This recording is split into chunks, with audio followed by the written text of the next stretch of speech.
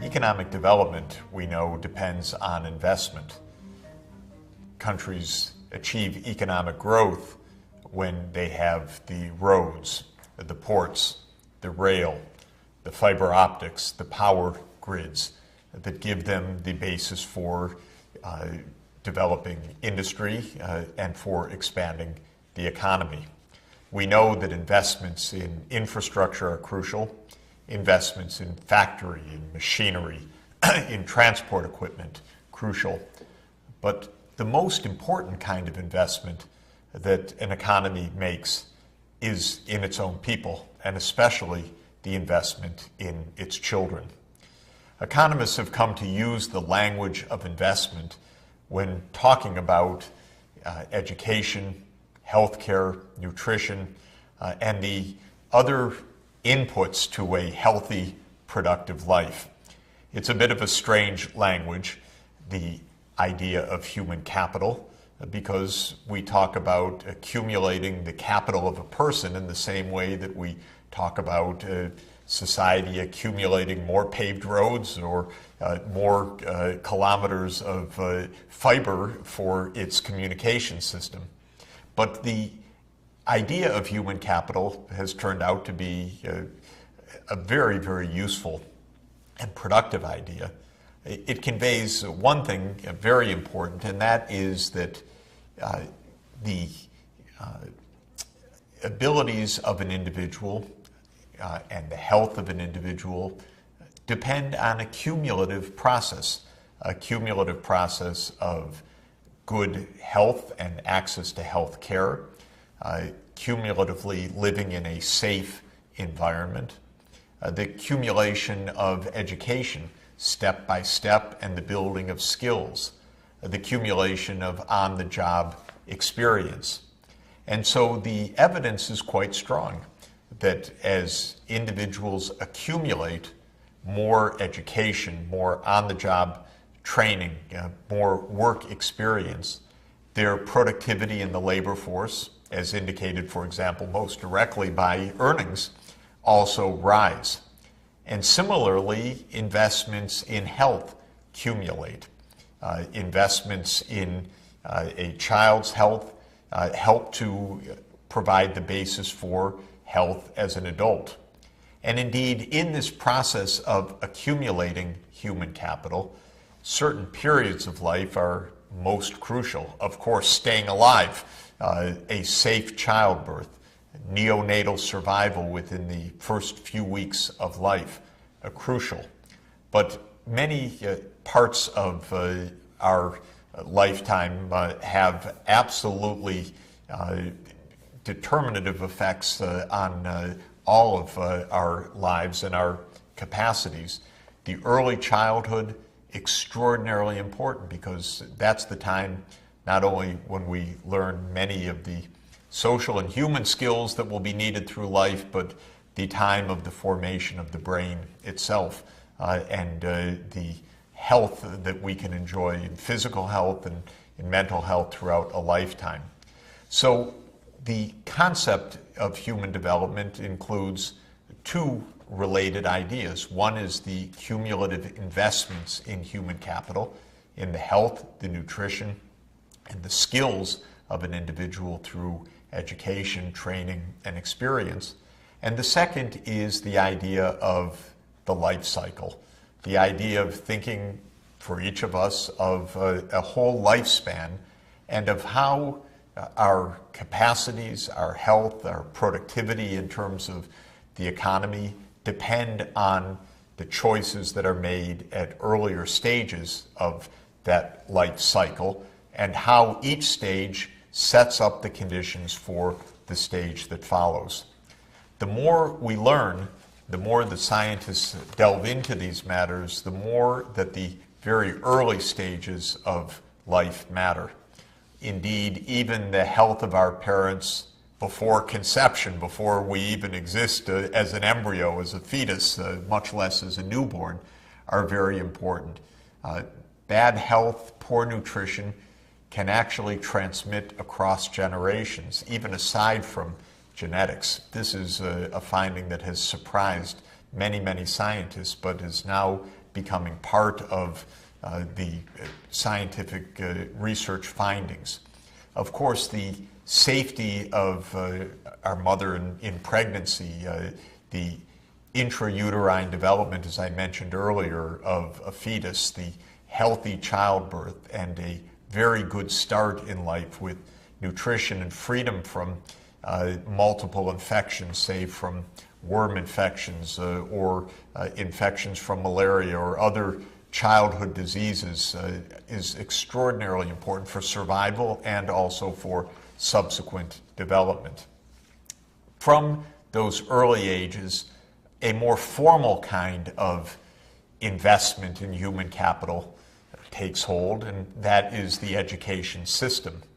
We now tend to think of that as starting even before the formal primary education, because more and more children around the world, fortunately, are gaining access to a formal pre-K, as we would say in the United States, pre-kindergarten education, a preschool even before primary education. But then, of course, there is primary education, a core target of the Millennium Development Goals, which calls for universal primary completion. That is followed, presumably and desirably, by secondary education. From there are many tracks. Of course, many children in the world still don't finish secondary education. Those that do may go on to a kind of vocational training to learn particular skills, craftsman type skills. Others may go on to a 2-year degree, which in the United States we call an associate's degree, or may go on to a 4-year university degree, which we call a bachelor's degree in the United States. In other countries it may be a 3-year degree. And then from there to further professional training or a PhD degree or other kinds of higher education. From there it doesn't stop, because there is, of course, a training for specific jobs, on-the-job training, and I hope for most of us adult learning, because we have a lot of learning to do all through our lives. This is the entire life cycle that we need to keep in mind in thinking about the role of our public institutions in health, and especially in education and training and job skills that are so essential for individual human development and for the success of an economy in achieving inclusive and sustained economic growth. We have seen some progress, and the big progress has come at least in raising to near universality the access to the primary education system. The data show that as of 2010, the enrollment rates at the primary level, that is taking the number of children in primary education divided by the primary school age population, has reached close to 100%. It doesn't mean by any stretch that all children are in school still or that they're completing primary education, but you'll see from this graph that there has been a very, very notable improvement of the situation. Back in 1970, you see that the low-income countries were still at about 50% gross enrollment rate. And by 2000, that had increased to around 80%. With the extra push of the Millennium Development Goals, that has increased to more than 100%. What does it mean to have an enrollment rate of greater than 100%? That's a special feature of this kind of measure. We're measuring the number of children of any age attending primary education divided by the population size of the primary school age group. And since some older kids are in primary school, maybe they started late or were held back, that can give a ratio of more than 100%. In any event, what this graph shows is that at least at the primary level, education has become nearly universal. And another aspect of this that's extremely important, from Millennium Development Goal 2 on education to Millennium Development Goal 3 on gender equality, it's also the case that at the primary level, at least, not at the higher levels of education, that 100% signifies a essential closing of the gap of enrollment rates of boys and girls. Girls throughout the world at the primary school age are now, by and large, going to school. Of course, with important exceptions, still millions, tens of millions of kids not in school, often in conflict zones, preventing them from access to education. But have a look at how big the improvement has been in the gender equality. As recently as 1990, while probably around 90% plus of boys were enrolled at the primary level, for girls it was just 60%. As we can see, as of 2010, the gender gap has essentially closed. When we look across the life cycle, however, maybe it's at the primary level where the most important progress has been made, and in a life cycle perspective where we would like to see all societies investing at all ages in the human capital of their citizens, we see that we now have to branch out from the primary level earlier into the preschool ages and safe childbirth and safe pregnancy and even before, and then move forward to a more satisfactory situation at secondary school level, tertiary education, and beyond. Have a look at the map, for example, of secondary education.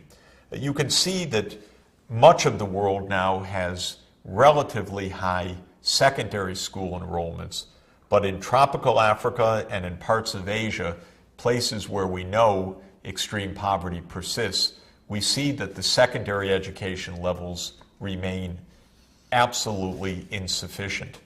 While the Millennium Development Goals focused on universal primary education, my hope is that the Sustainable Development Goals for the period 2015 to 2030 will focus on achieving universal secondary education, so that when we look at a world map like this one, we'll see a near uniformity of success in a near universal enrollment rate around the world.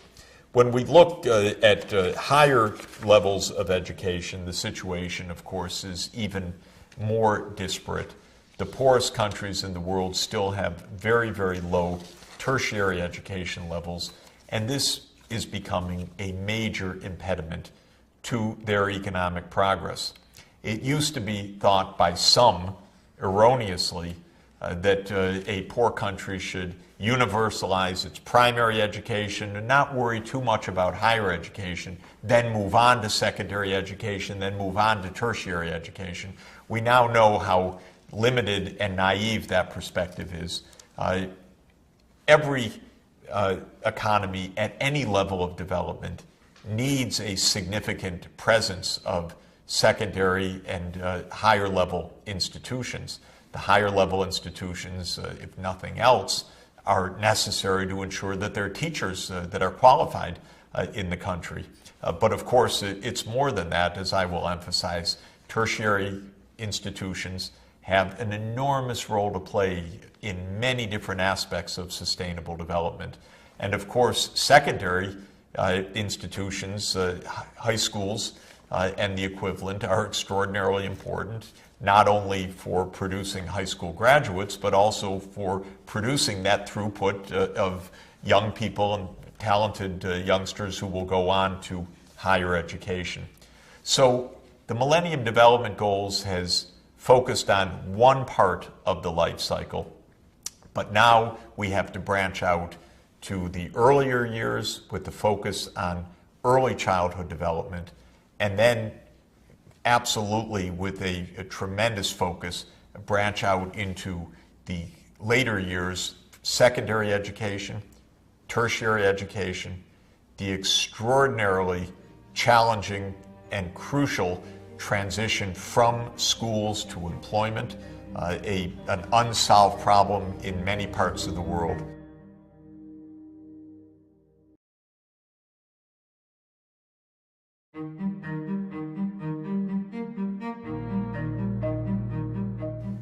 One of the most significant advances in our understanding of human capital over the life cycle is the absolutely crucial role of early childhood development.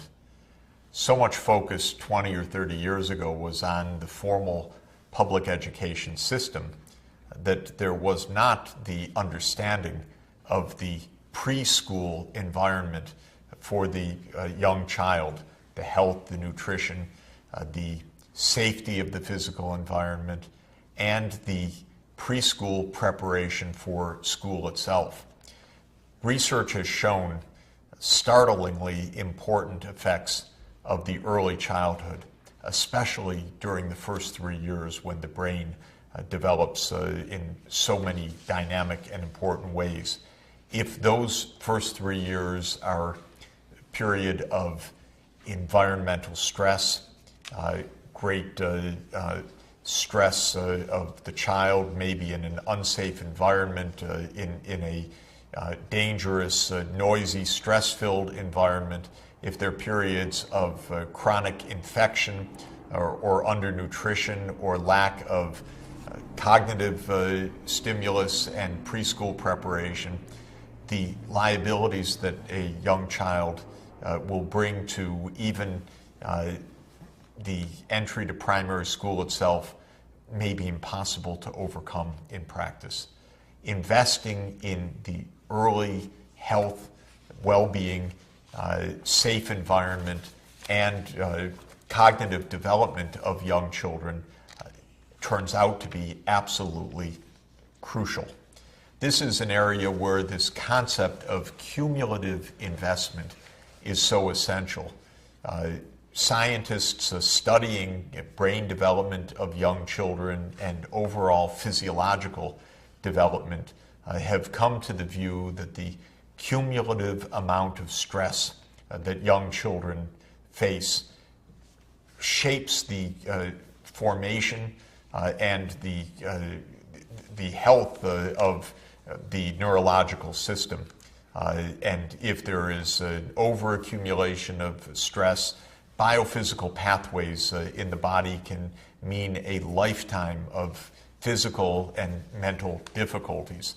And this is shown in this graphic from one of the great laboratories of early childhood at Harvard University, where the biology of health is emphasized to be cumulative over time and embedded during very sensitive periods, especially during brain formation.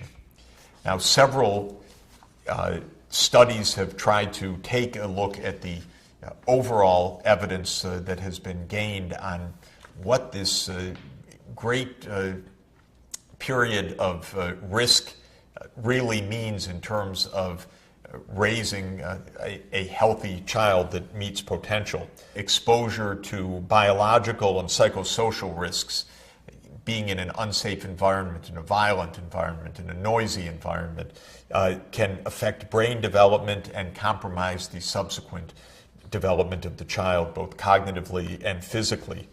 That inequalities of childhood development start at a very, very young age. And a child that is raised in an unsafe environment will come already by age 6 or age 7 to primary education with huge disabilities and liabilities relative to those children fortunate to be raised in a safe and secure environment. That means, as the studies show and as this study summarizes, that reducing inequalities across children require integrated and very early interventions in safe environment, in cognitive development, in preschool learning, in proper nutrition and health care for young children, and that the time for those investments is at a very young age, because these investments are very, very hard to make and much less effective if made as a rescue for a child already 5 or 6 or 7 years old. So societies have their work cut out for them. Don't lose the child early on.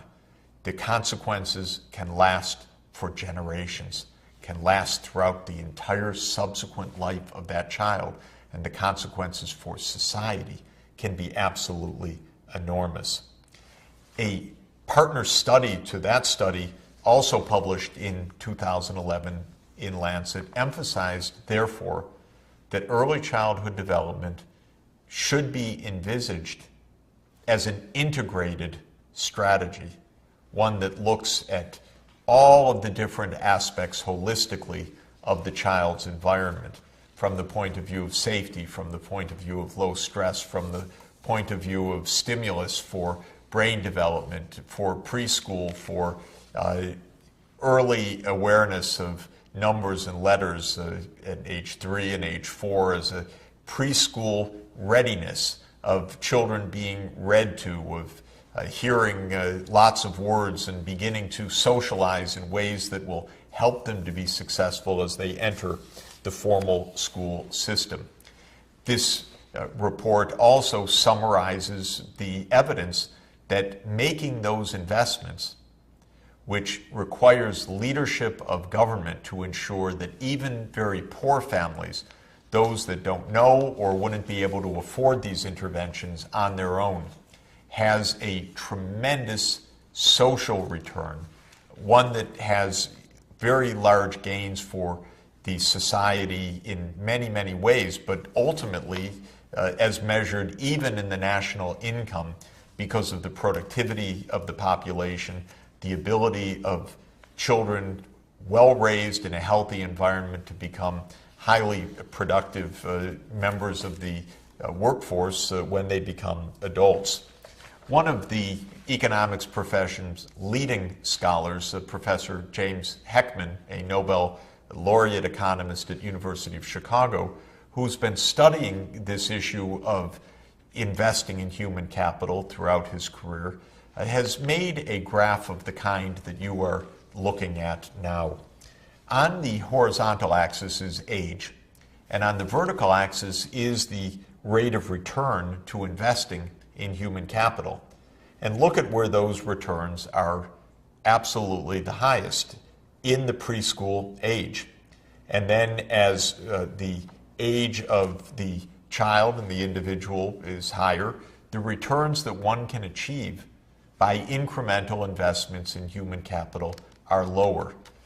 Missing a year of investment in human capital when a child is 2 cannot be made up by that same investment when the child is 6. Too late. The returns are very high in the formative years of the brain and early socialization and development of personality and cognition and scholastic aptitude and physical well-being, and cannot simply be replaced by investments later on.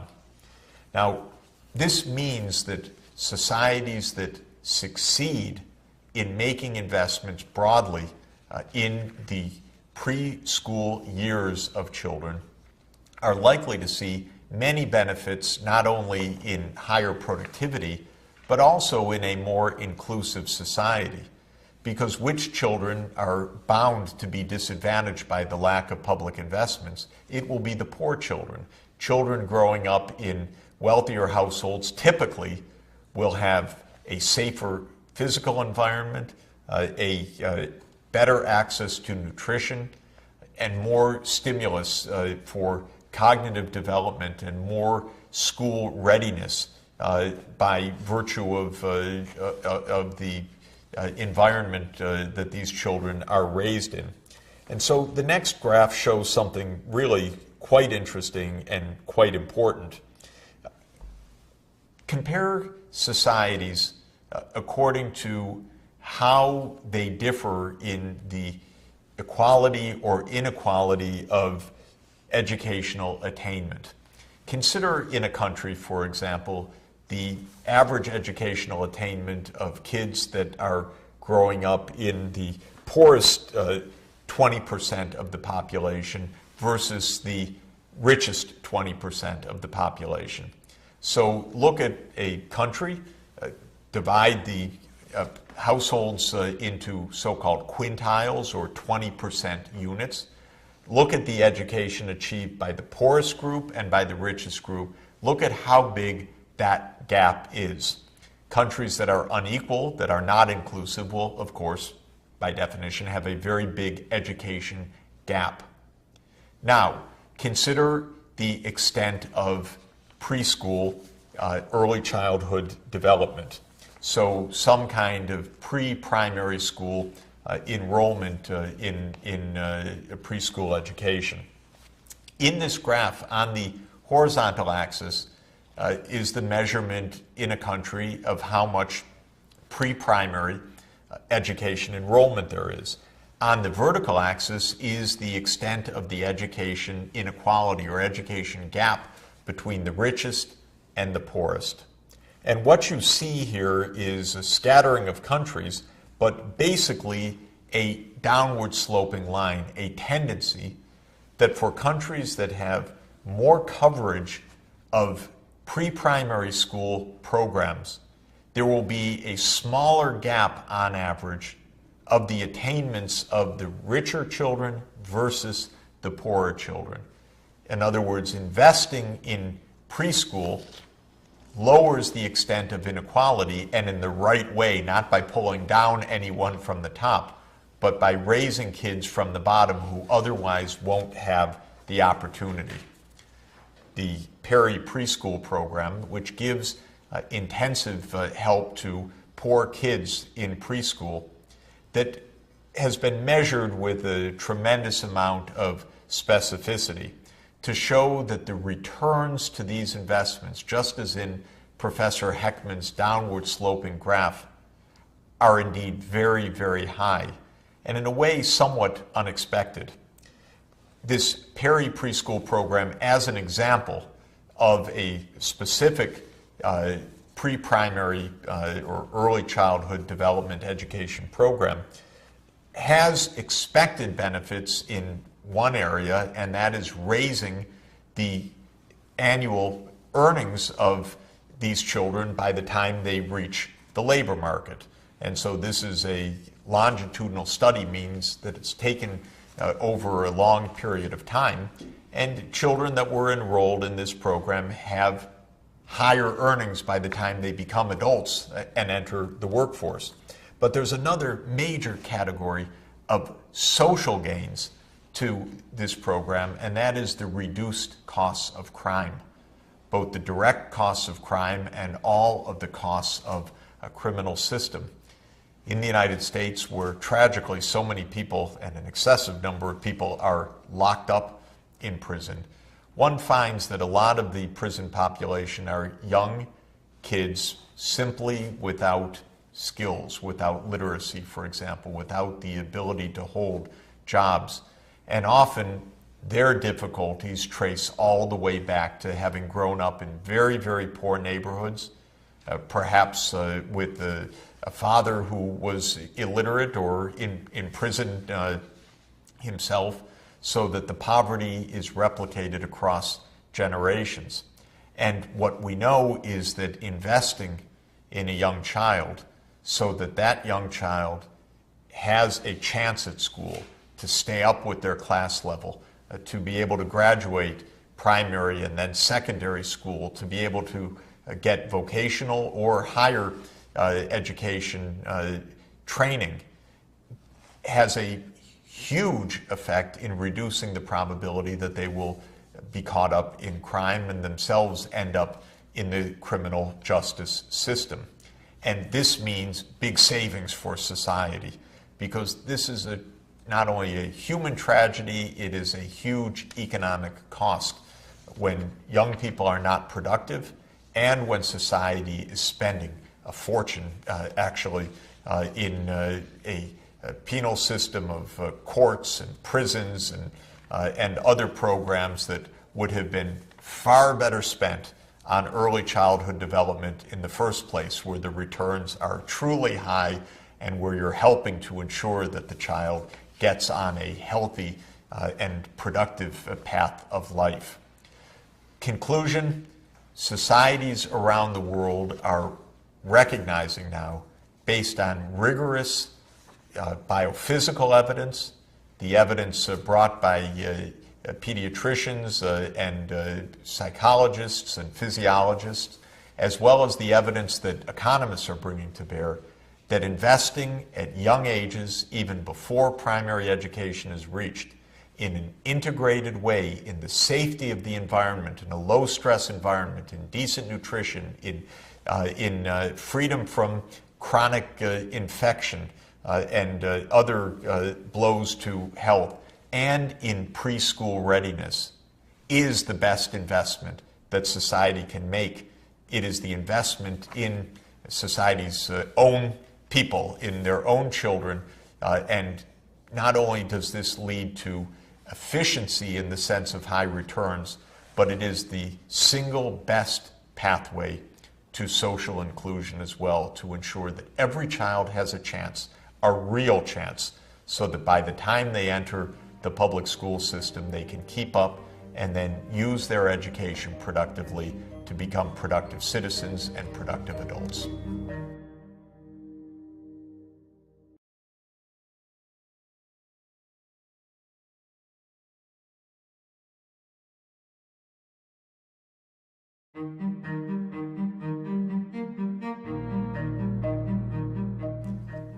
We're taking a life cycle approach to human development and the accumulation of human capital. Human capital measuring the investments in health, nutrition, and education, which enables us to be productive citizens and productive members of the economy. We've seen that it's crucial to make investments at all stages of the life cycle, especially not missing the early years. We've seen as well that primary education has gotten a big boost, especially during the Millennium Development Goal period. While there are still tens of millions of children, especially in conflict areas, not in school, though of primary school age, enrollment rates have increased markedly and enabled a closing effectively of the gender gap as well, so that young girls, like young boys, are in primary school. But we know that the investments in education have to continue, that there remains a significant gap into secondary education, which should, like primary education, be targeted for universality of coverage, access, and results during the next phase of the Global Development Goals as part of presumably the Sustainable Development Goals of 2015 to 2030. There's plenty of evidence that the benefits to society of helping the young people not only complete secondary school, but go on to higher education are very, very high. We've already looked at this graph that you're now looking at again, the wage premium for college graduates compared to high school diploma holders. We can see, remembering the forces of globalization and technological change, how since 1979 onward, that wage premium for getting a university degree has soared.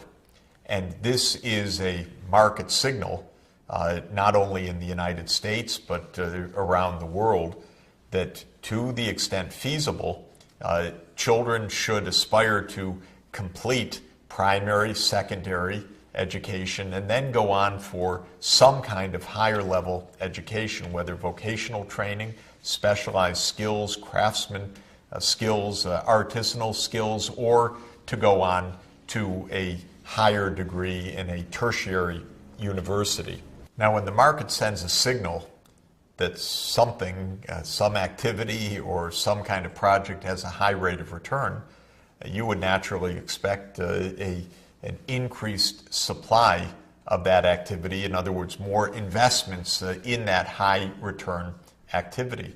You would expect, therefore, for example, in the United States, where the returns to higher education have soared, that more kids would be completing a bachelor's degree. To some extent, that's happening. But something odd is also happening, and for the United States, a very notable phenomenon. Have a look at this graph showing the percentage of 25 to 29-year-olds that is completing a college degree. For high school level, the top curve, you see nearly 100% high school completion. Unfortunately, not at 100% because there are still too many kids not even getting a high school diploma, which in the context of the U.S. society and U.S. labor market is almost a guarantee of poverty and trouble. Look at the lower curve, which is the curve showing the proportion of kids getting a four-year bachelor's degree. Now, what this is measuring is a specific age cohort, 25 to 29-year-olds, and asking in any year of the 25 to 29-year-olds, what fraction of that age group has a four-year bachelor's degree. What you can see is that from 1940 to around 1975, that proportion increased a lot, from around 5% of that age cohort to around 20% of the age cohort. The line went up gradually but persistently, so that more and more young people were going to a four-year university, getting a degree, and we know enjoying the higher earnings that came along with that. But then that upward sloping curve has a kink starting around 1975.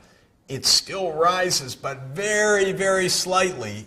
There's almost stability in the share of the 25 to 29-year-olds with that four-year degree. Something doesn't make sense. Just when the returns are going up, the proportions of young people actually completing the four-year degree stop rising, or at least stop rising at the pace that they had been rising.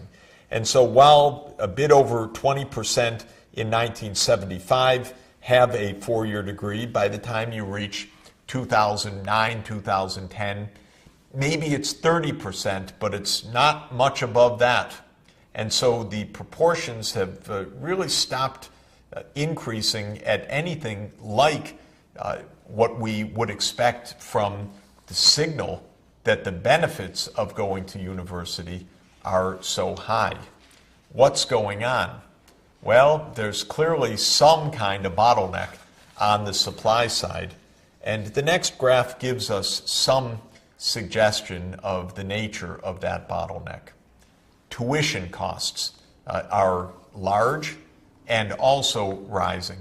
And so just when society ought to be helping young people to make that investment in higher education, tuition costs and bottlenecks in the university system are holding back the supply response. We see here the sharp increase of net tuition costs, in this case for public institutions of higher learning, and in general by almost any category. Again, in the U.S. context especially, there have been soaring tuition costs. What's the implication of this? The implications are two, and they really are quite troubling. One implication is that a very large part of our young people, even in a very rich country like the United States, are not able to enjoy the benefits for themselves and for society of a completed higher education. Still, 2/3 or higher proportion of young people don't make it through a four-year degree, even though the markets are almost screaming out, you want to be part of the middle class, you want a stable job, go to university. But the tuition costs are so difficult that that proportion has leveled off. The second very troubling aspect of this is that those who make it, of course, are those who are coming from wealthy families. And so there is an exacerbation of income inequality in the United States and a reduction of social mobility as a result of this bottleneck. If one looks at the proportions of kids according to ethnicity that achieve a four-year university degree in the United States, of white non-Hispanic kids, it's something around 35%, with a tendency we've seen for that number to rise. For African American kids, young people aged 25 to 29, only about 16% have a completed four-year degree. For Hispanic young people aged 25 to 29, it's only around 11%.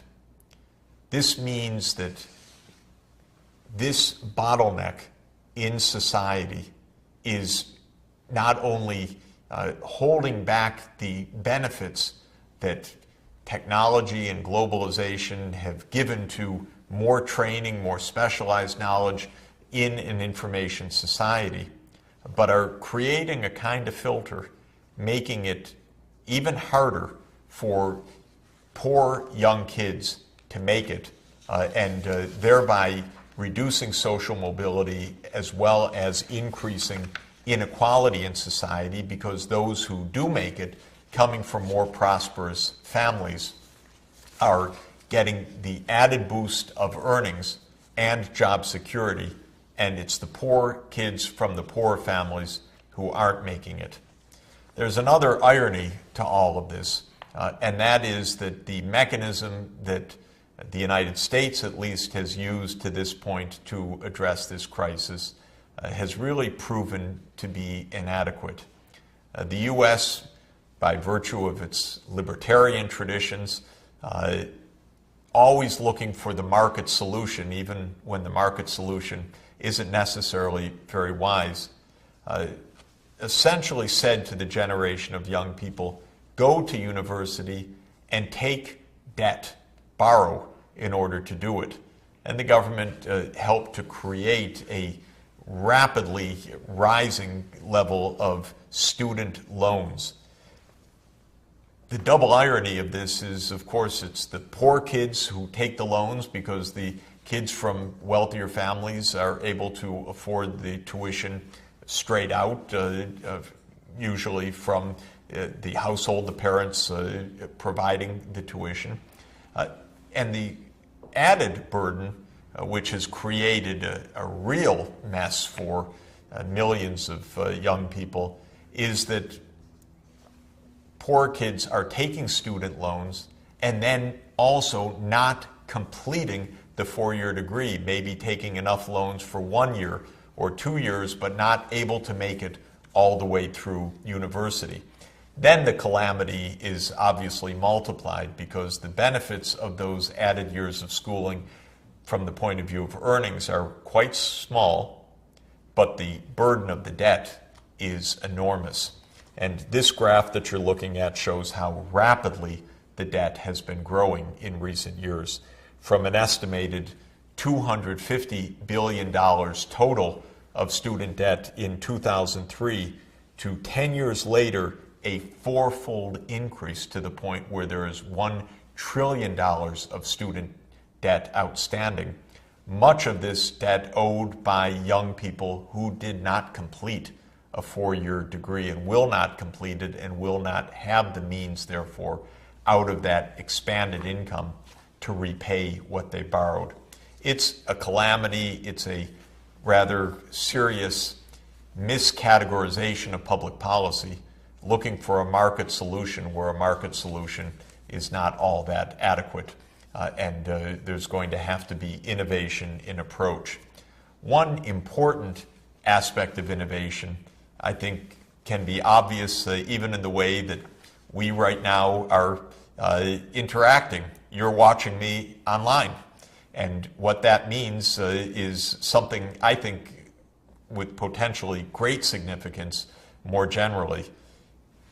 Online information technologies, which continue to fall in price, and with new innovations of best ways to combine online and in the class and in-person education, give the chance to end that bottleneck through dramatic reductions of the costs of tuition, making it possible to reach many, many more young people, I hope, all over the world. We can envision within reach, I think, big breakthroughs in all of our access to new information, new ways to learn, new kinds of university settings that give us the hope that just as society and the markets are sending signals, gain skills, get an education, go for more advanced training, those same technologies that are giving the added returns to education are going to give us the ways to also give the added supply to make it possible for education to reach everybody using the wonders of information technology. Hope it's working for you because I hope that it can work generally for young people around the world.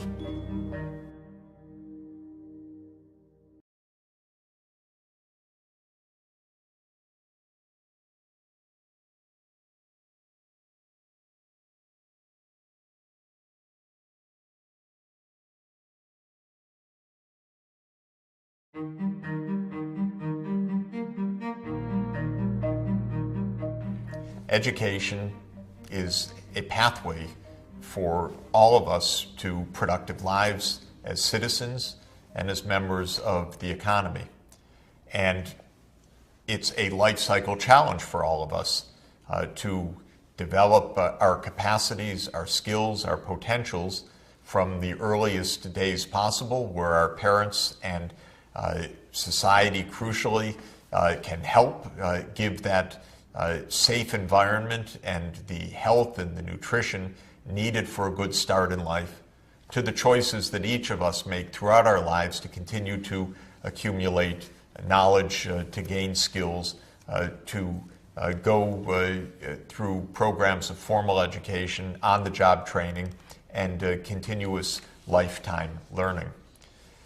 We've seen that while education is a pathway, it can also be a filter, and a rather painful one.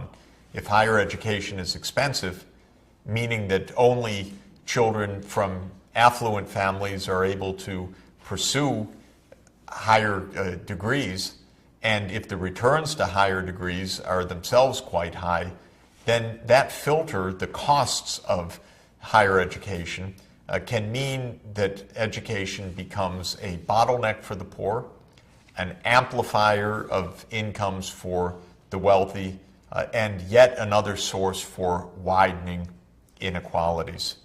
This, unfortunately, is the situation in the United States today, which once was seen and felt by itself to be the great land of opportunity, the land of the highest possible social mobility, the place where Americans compared themselves with what was taken to be the stodgy, class-based, hierarchical, aristocratic societies of Europe.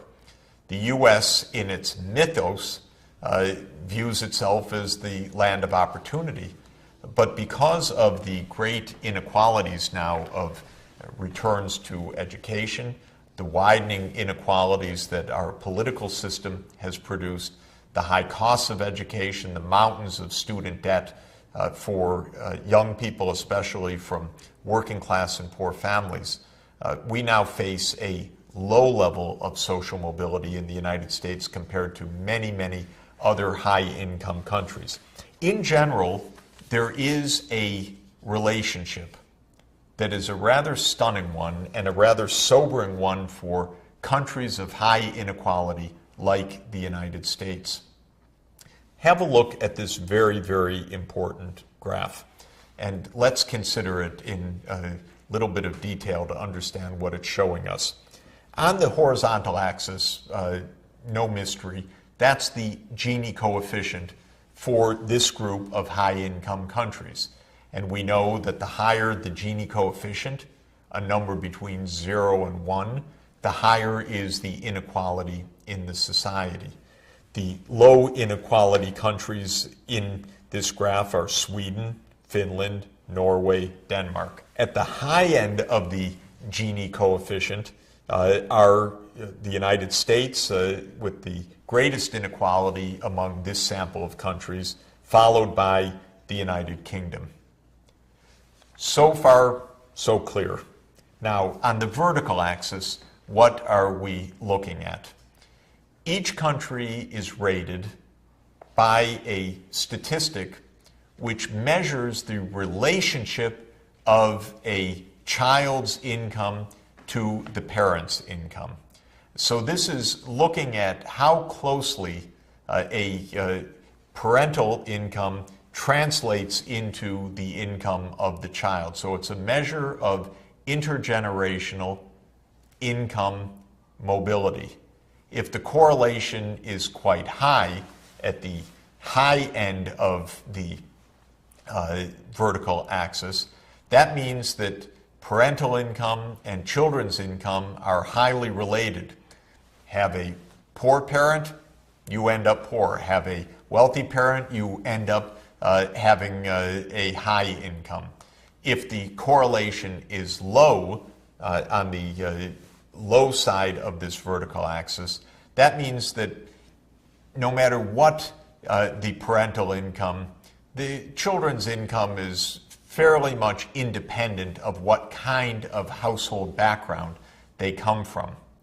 And lo and behold, looking at the vertical axis, those countries that have a low correlation of child and parental income are the Nordic countries, Finland, Norway, Denmark. And which countries have the highest correlation of parental and children's income? Well, the same ones we just looked at. The United States, the United Kingdom, add Italy to this mix.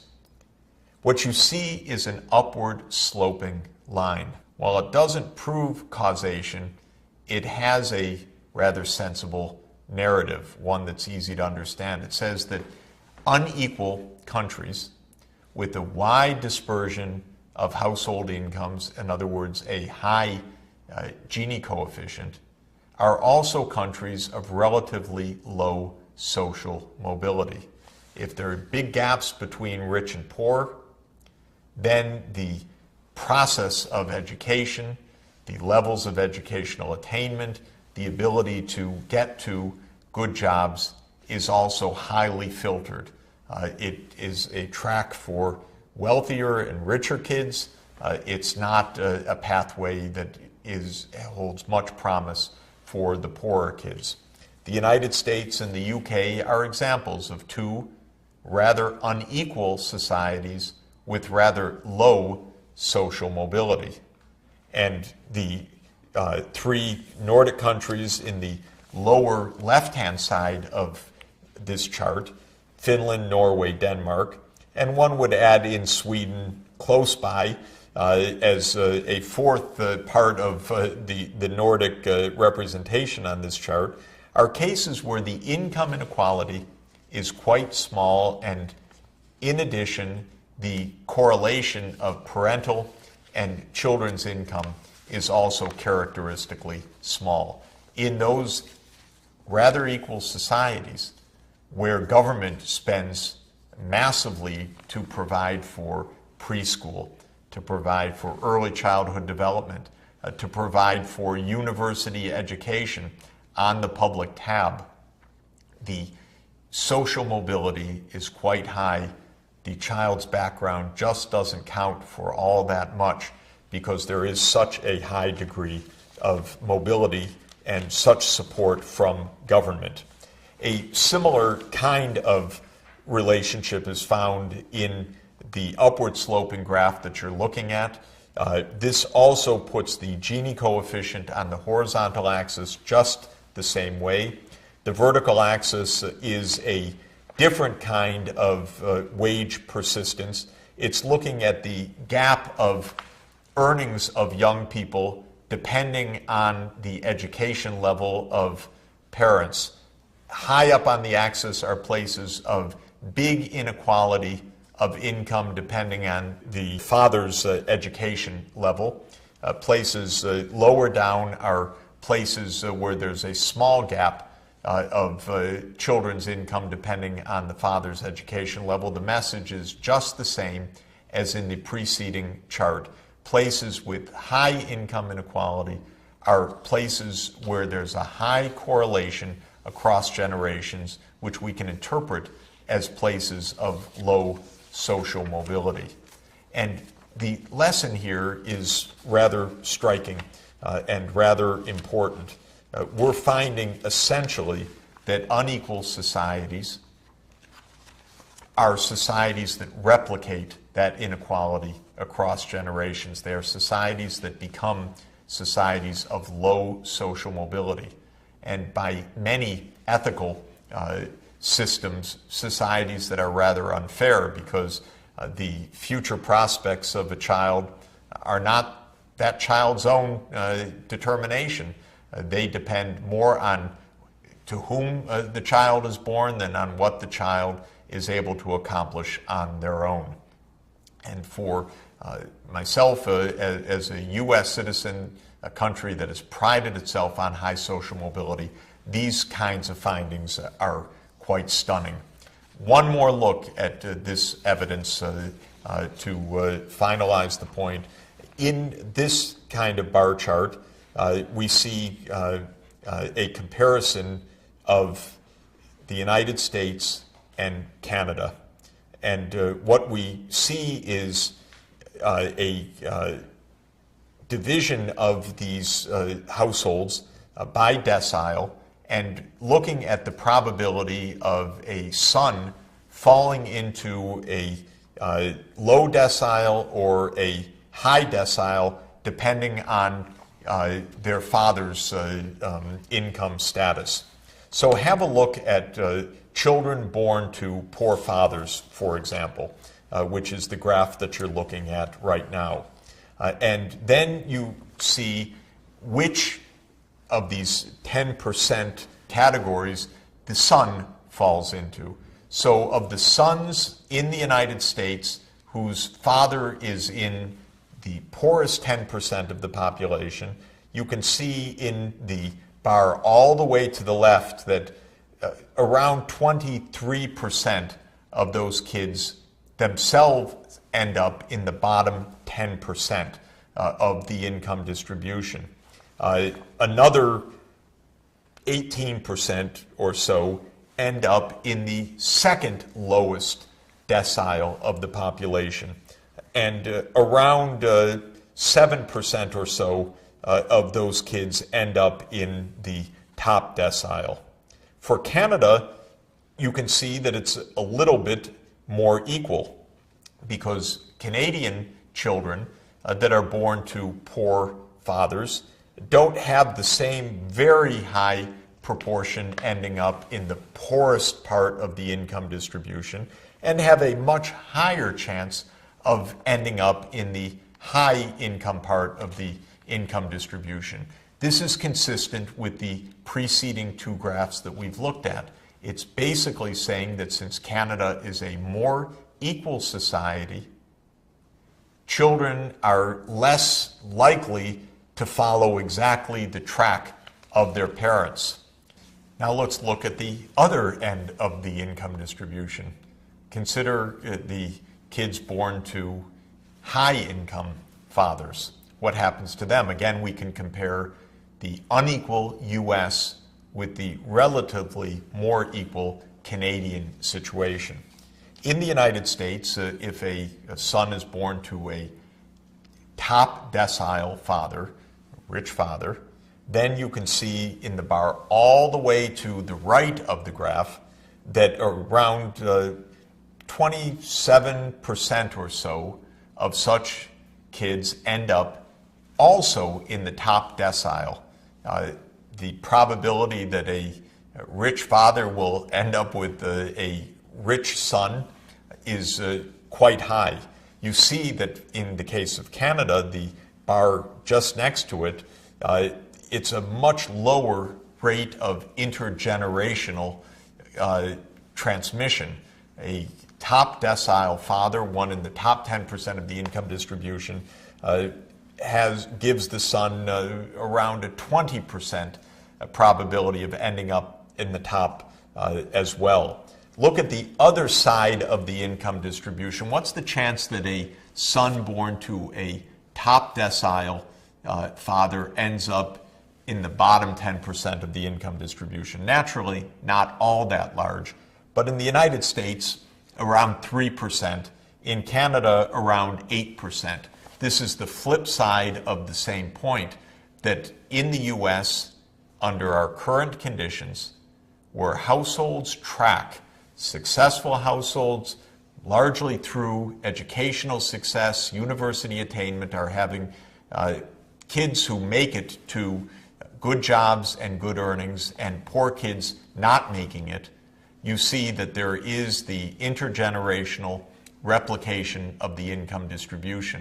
The more equal is the society, generally depending on a strong role of government in ensuring early childhood development, in ensuring access to quality education at all levels, then that intergenerational mobility is enhanced. The intergenerational correlation within the household is greatly diminished. And for most of us, the meaning of that is that poor kids have a chance in places where inequality is reduced and where the government is playing that role of ensuring that every child has the chance of meeting his or her potential. That, after all, is the whole challenge and goal of an inclusive society. It's one where individuals have responsibilities, but they need the help, especially the kids in poor households, the help of government to make it possible to achieve that goal.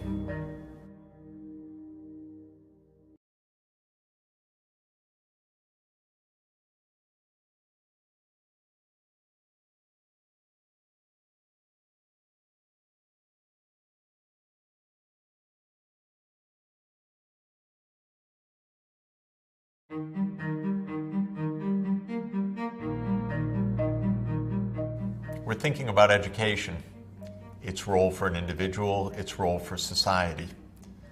I've been emphasizing that education is absolutely critical for economic development. Education is a pathway for high productivity workforce.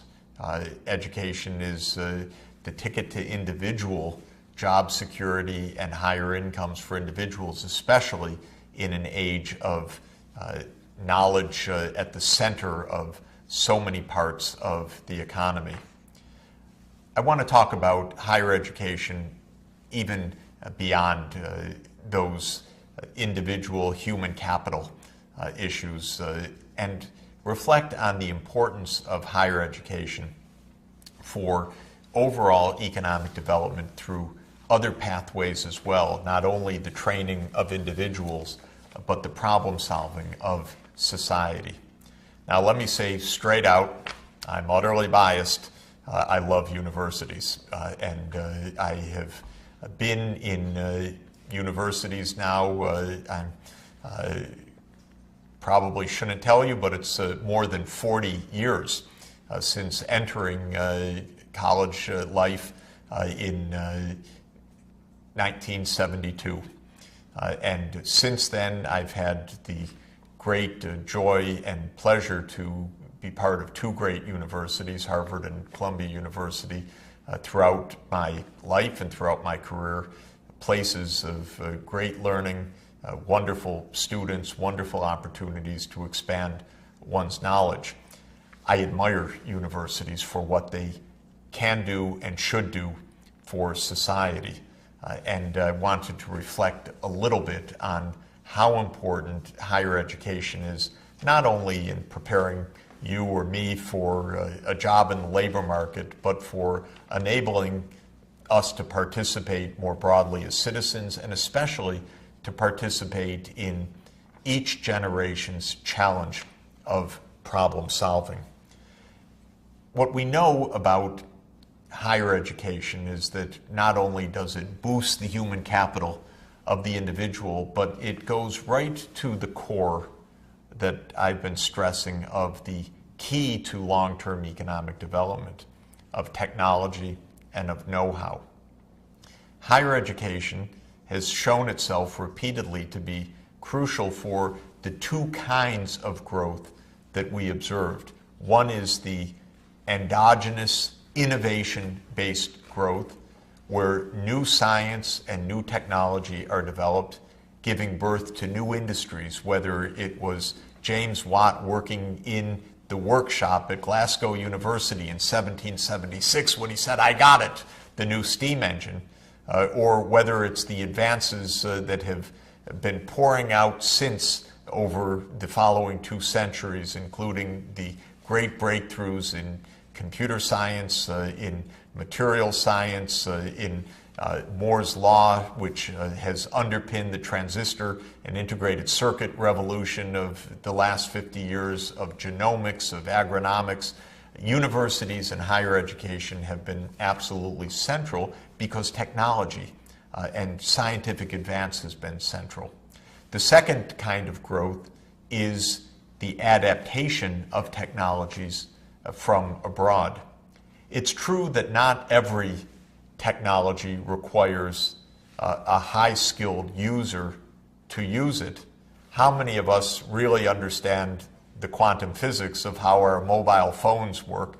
Because quantum physics is crucial for understanding solid-state electronics, which is at the core of the integrated circuitry, which makes it possible for the digital revolution to work. Well, not too many of us could recite all of the details of the digital age, but we can still use the phones.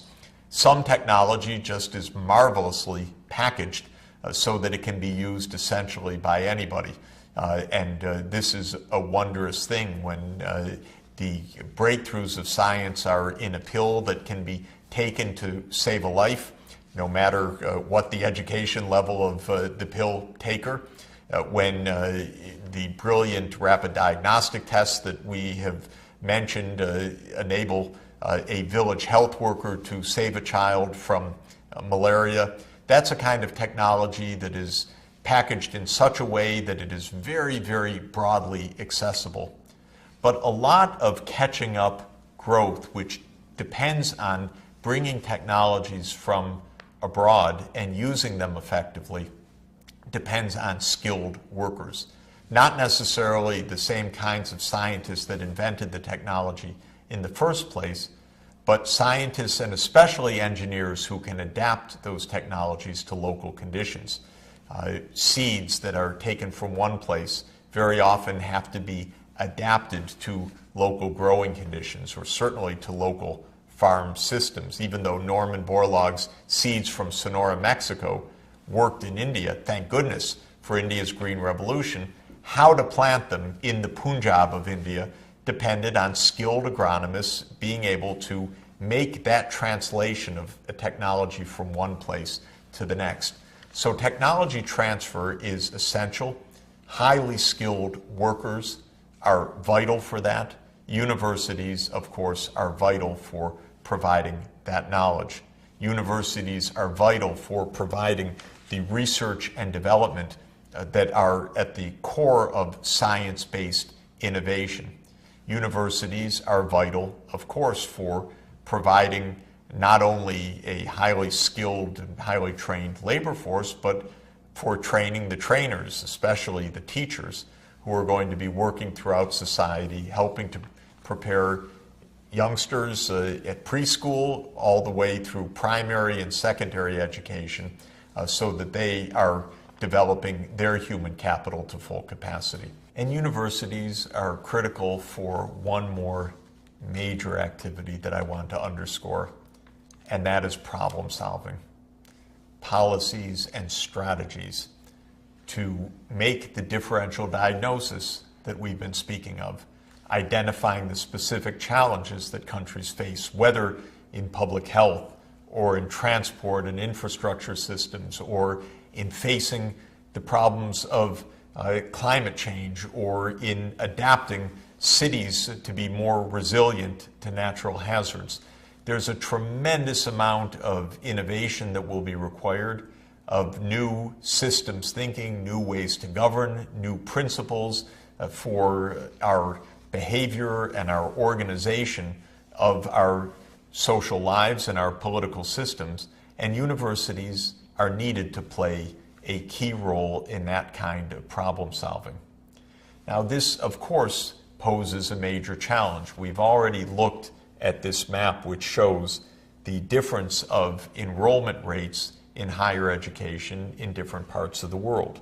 Not surprisingly, we know that countries like the United States, the Scandinavian countries, Western Europe, Australia, New Zealand, Russia, are countries with a very high rate of university going, though probably not high enough given the information age that we are in right now.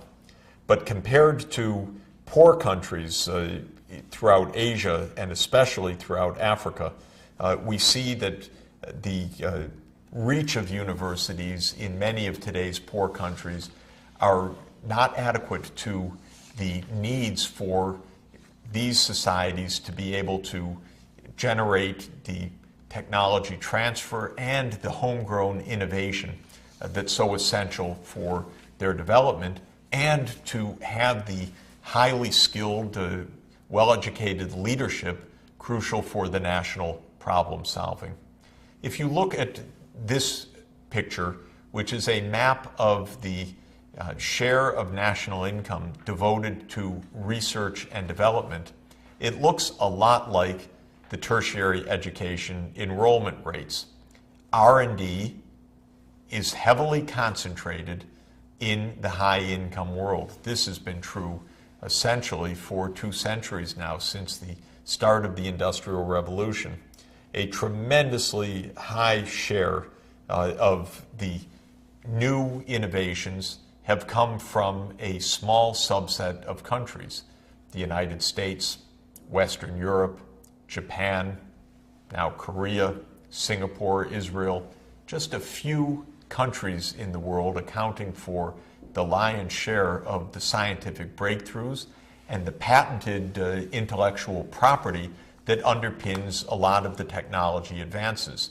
And to a very important extent, that technology, even when it's being developed by businesses, depends on the university sector. Indeed, it is itself a fascinating and complicated and complex challenge to understand how a society becomes an innovative society. As usual for the kinds of problems that we're looking at, there's no simple linear path nor a single answer. You might say, well, a high-income country has businesses that do R&D, and it's from that research and development that new innovation emerges. But inevitably, those companies first need highly skilled scientists and engineers to be doing that kind of research. But even more important than that, the research that is the basis for new technologies is often not being done in the companies at all. It's being done in national laboratories or research centers, or to a very significant extent in the universities themselves. There is a very complex and subtle network that links businesses, universities, national laboratories, and other cutting-edge knowledge institutions together in a flow of information, sometimes commercial, sometimes open scientific research or open source knowledge. There's, alongside that flow of information and research findings, more pathways of money flowing. Maybe the universities are supported by business to do some targeted research. Maybe it's the government that's funding the universities doing research that then gets incorporated into new startup companies started in clusters around the universities, like Silicon Valley, next door to Stanford University. So we say that this is a national innovation system, that integrated mix of public and private and philanthropic foundations, of universities, of businesses, of government, national laboratories, of financial flows in all directions, that is putting together a very rich flow of innovation and ability to make cutting-edge steps forward in science and technology. It is part of the challenge of every country's development to create a national innovation system consistent with its capacities, with its needs, and with its opportunities. And within that, higher education plays an enormous role. I want to turn to the fourth aspect of universities that I very much admire and believe need an even larger place in our societies as we grapple with the challenges of sustainable development. And that's universities as major engines of problem solving, looking at the complex problems that we are discussing with sustainable development, how to move to a new energy system, how to have sustainable agriculture, how our cities can be re-engineered, repurposed, redesigned for healthier, more resilient settings with high economic productivity and less impact on the physical environment. And what has been known now for centuries, but really demonstrated time and again during the period of modern economic growth, is the role that institutions of higher learning can play in helping societies to grapple with their very complicated problems. Now, I'm very much attracted to one of America's great breakthroughs in this regard, called the Morrill Act, a piece of legislation passed in the U.S. Congress in 1862 and signed by none other than President Abraham Lincoln. The Morrill Act created what are called land-grant universities in the United States. They are land-grant because the federal government granted land to the states to establish new centers of higher education. And there is one for every state in the United States in this system of land-grant universities.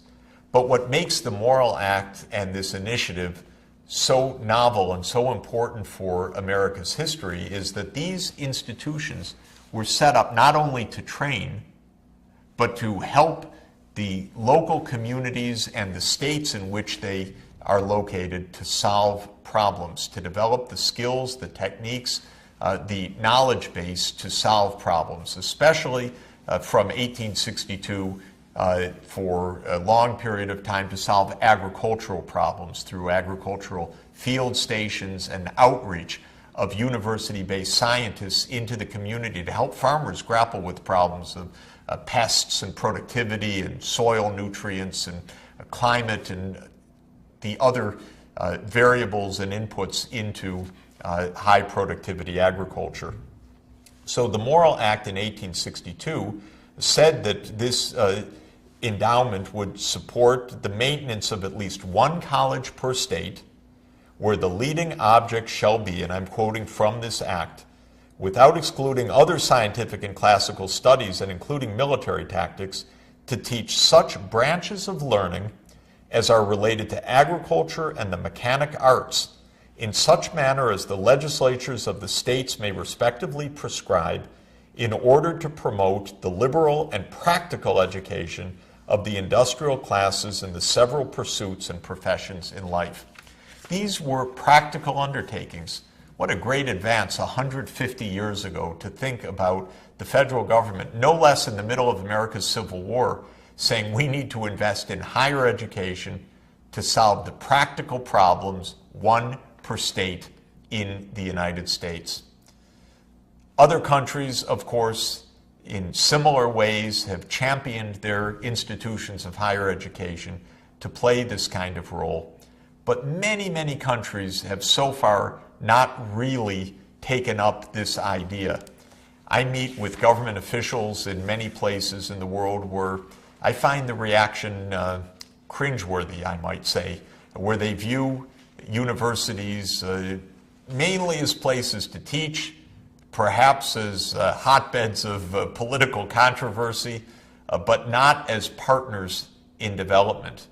And I always try to explain that government should view universities as engines of problem solving and of national development, and not only, though it is part of their role, as places of education, and certainly not as hostile territory where governments are worried about the political implications. Thinking, yes, can lead to new innovation, new approaches, new calls for new kinds of governance, and it should.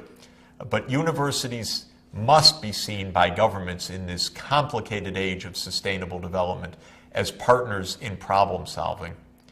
It's for that reason that I'm also especially honored that UN Secretary General Ban Ki-moon asked me to help him in his global leadership challenge of promoting solutions to sustainable development, to help put together a knowledge network based on the universities around the world, precisely so that these universities can be more effective partners in their own cities, in their own nations, in their own regions, in problem solving for sustainable development.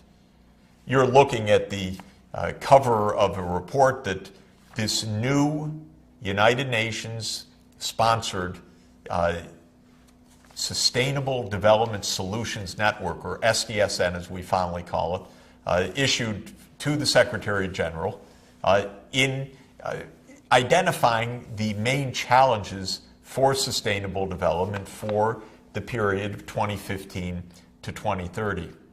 SDSN is an outreach organization aiming for very broad membership of institutions of higher education from around the world to join together to exchange knowledge, ideas, to debate and discuss alternative technological approaches, for example, to clean energy, to help keep universities around the world at the very cutting edge of sustainable development thinking, ideas, technological know-how, also so that students can be trained to be at the cutting edge.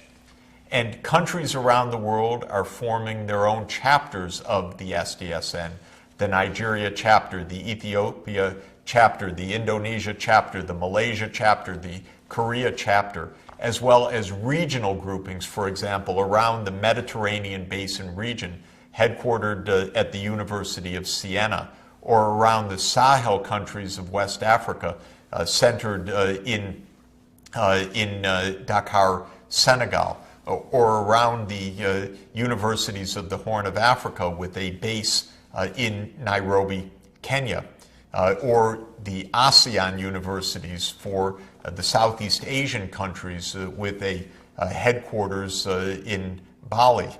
In all of these cases, these networks are strengthening themselves through partnership, through online materials, through joint activities, through common teaching programs, through common problem-solving efforts, to be available to society in the same way that the Morrill Act created the land-grant institutions, to be available for practical problem-solving on the complex challenges of sustainable development.